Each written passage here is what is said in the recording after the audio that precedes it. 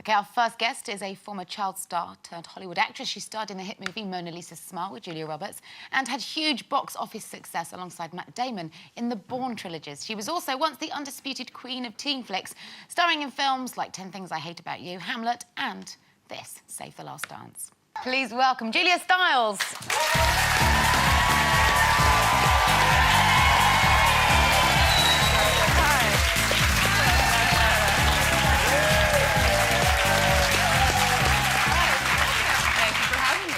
Great to have you here. You were busting some moves there, and you really were pulling all the moves yourselves, weren't you? You refused to have a body double in that movie. For the hip-hop stuff, yeah. For the ballet, I couldn't go on point, so the point shoes were doubled, but the rest of it, yeah, I got some soul in me. Wow. Did you have to learn that for the film, or did you have a little bit of lino at home that you used to just break dance on? No, we did a lot of choreography and training. I did about maybe a month of training just for the ballet before the movie started, and you know, all the hip hop stuff was more like in my soul. Well, your soul is under question in your latest role because you've joined the cast of Dexter. Oh yes. And you're not a goodie, are you? Well, she's not. It's so tricky talking about the show because there's so much that they love to keep secret. But when my character is first introduced, she's been through a major trauma, and so anything that she does that is morally questionable later is to overcome that trauma. You have to, as a huge fan, may I say, thank you, of Dexter, and I'm so thrilled that you're in it. I can understand this. Anybody who, you know, because you are a goodie in my book if you join Dexter, because he has his good moments, doesn't he? That's why it's so hard. He is a serial killer, but it's kind of good that he is. Oh, yeah. You want that. You root for him killing. Yeah, but he's a good one. He kills the baddies who deserve it. Vigilante justice. Exactly. Well, Linda is beside herself with excitement at the thought of a new series. So here's a little peek at just how you make your debut in episode 3, I believe. What do you think?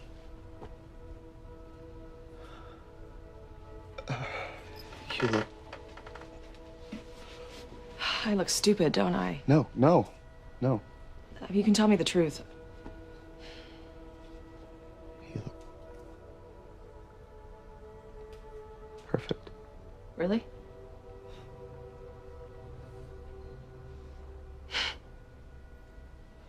Look at those.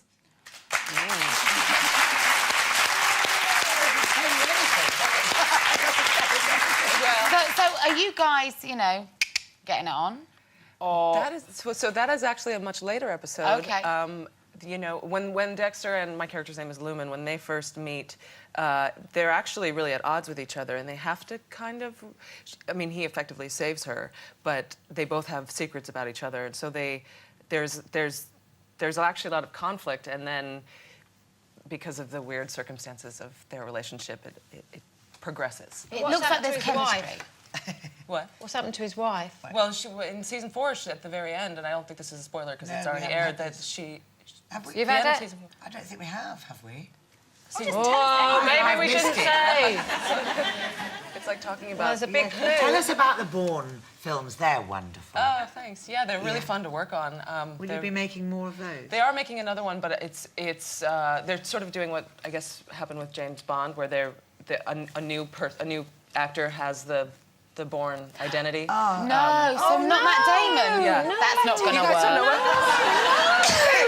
I'm not the first person to reveal this. I think it's... But is he still in it? No, Matt Damon's not going to be in it. No. Right, well, that's not having that. Then but I think it's Jeremy Renner is going to be the new Bourne. Not interested? From the Hurt Locker. His arms, because Matt Damon's got really good arms. How are the new guys' arms? Well, I think... It's important.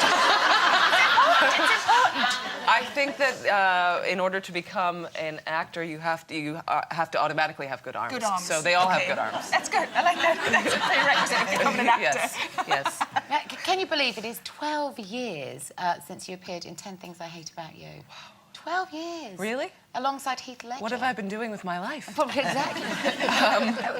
Was that a defining role for you, a defining moment in your life? Because it was your big break, really, wasn't it? Yeah, it was. I mean, I heard when I was introduced being called a child actor, I don't really consider myself a child actress because I didn't start working regularly in movies until I was 17 or 18. I mean, 10 Things I Hate About You was my first big role, and I was 17 when we shot it. It came out when I was 18. I mean, and that's young, but it's not. But I had a normal childhood. Okay. And you got into it quite by chance, didn't you, acting? Yeah, I worked with a theater company in New York that did a lot of sort of fringe theater, just for fun, and that was all through high school. But then they helped me find an agent, and I just really loved it. And I never really thought of it as like a career because I don't think you think that way when you're a teenager. But then eventually I realized that I could make. But some you didn't money have a clue what you wanted to do before. Were you? Well, I was always sort of. I was always sort of like. My mom's an artist, and I grew up in Soho in New York, which is a very sort of bohemian neighborhood, or it was.